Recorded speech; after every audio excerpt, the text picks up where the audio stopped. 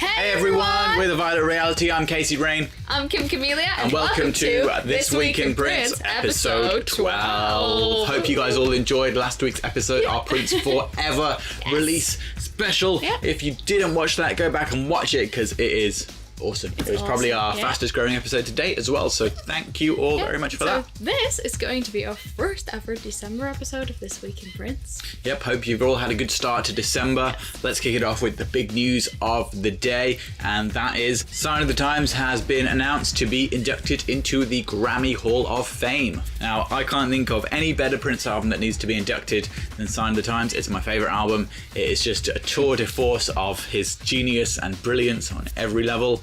But I don't need to tell you guys that. You guys know. I mean, come on, Sign of the Times. You don't. What more needs to be said? So that is fantastic news. We'll link to the blog post below in the description about that, so you can read all about it. Yeah. So the other thing that we recently got to know about is that there will be a massive celebration in April in Paisley Park. So the celebration will last from April the 20th to April the 23rd, and it will feature Prince's staff members, Prince's like musicians that Prince used to work with, close friends of Prince, and a lot of things that are going to be happening are live performances. And then we've got a couple of talking panels here and there as well, so that you can listen to people talk about Prince, and people will even be giving presentations on him and the influence that he's had on many people. It looks like an absolute extravaganza. There's going to be live performances from The Revolution, Morris Day and The Time, We saw them the live. MPG, Third Eye Girl. It looks like an absolutely phenomenal event. Of course, you guys know that Prince had celebrations himself, so this is not a new thing. This is a continuation of things that Prince had done before.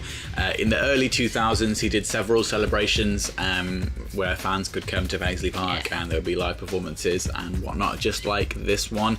The most famous one was the one that he did for the Rainbow Children, where the fans were allowed to hear the album before it was released and give their feedback on it. Some people have suggested that this celebration, rather than being on the anniversary of his passing in April, should have been around his birthday in June, as the original celebrations were in that time around June. Yeah, they were.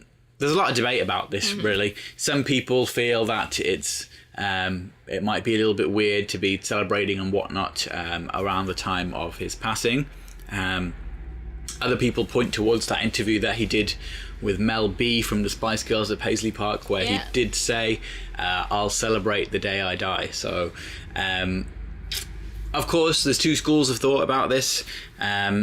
Ultimately, everybody who's talking about it is discussing it for the right reasons. Some people will have no problem with the dates. Other people may find it strange.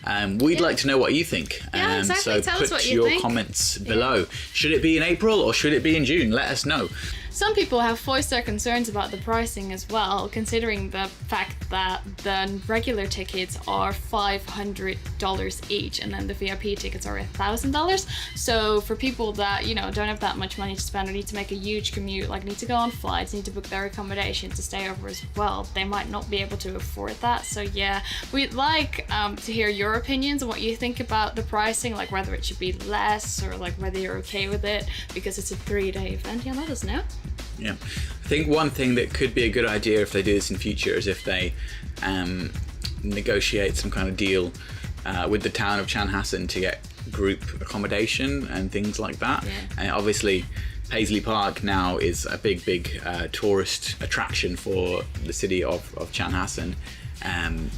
So there's no reason, the mayor has been involved, and there's no reason why for big events such as these they could not do something to make big group bookings for Paisley Park events. It's definitely a site that will be something to consider. Alright, so the next thing that we want to tell you about is that Prince's estate has been valued basically about $200 million. That's a lot of money. Yep, so some paperwork came out to suggest that is the figure that the estate will be valued at. Obviously, that is just a preliminary valuation. They still need to value all of the individual things that are in the vault and whatnot to get a fully accurate price. Full appraisals do need to be done, but this is an interesting kind of estimate figure that we're looking at, and it's also based upon the amount of money that they expect to generate Yeah. over time. Of course, we do know that the estate has a massive tax bill to pay in early 2017. We'll see where things stand after that, I guess. Yeah, I think so. So, some really nice news, and something that we should probably keep a secret as well, is that in 2013, Prince did a jazz festival, well, actually the biggest jazz festival in Montreux, called Montreux Jazz Festival. He did 3 nights here, I think, and what's going to happen there? So for years and years and years, we knew that these Montreux jazz shows had been professionally shot to a very high standard. In fact, Prince himself had uploaded clips from those professionally shot shows at one point. But the full shows never saw the light of day in video form. No. Now, it appears that this pro shot footage from all 3 nights is about to become available. So we can't really point towards where and how and whatnot, but it does seem like some of this footage is going to hit the internet very soon. Yes. So look out for that. Yeah, you should, because I think that pro shot footage of Prince is going to be amazing, because you will be able to see all the expression in his face and everyone's like expressions and their clothes and literally the glitters in the air. And these shows were very cool, 2 with the MPG, 1 with Third Eye Girl. Yeah. Very, very awesome. So we look forward to watching all 3 of those shows in super high video quality. All right. So that wraps it up for this week of Prince episode 12. We are The Violet Reality.